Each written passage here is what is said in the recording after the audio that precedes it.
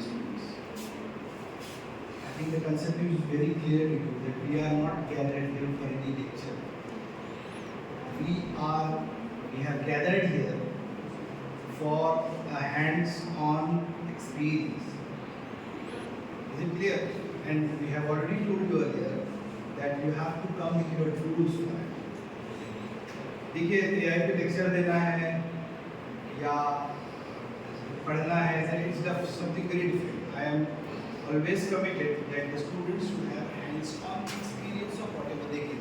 So today we have gathered here to learn something practical, not only theoretical. Okay? So I think all of you, whether you have brought your tools with you, because if you do not have your tools with you, then sitting here is of no use at all. So I request the organizers, SPOC, please see that all the students are disciplined and they do work, and those who they do not have tools, they will make a rush to work. Kindly ask them to be there. Okay? So once again, it's a learning opportunity for you.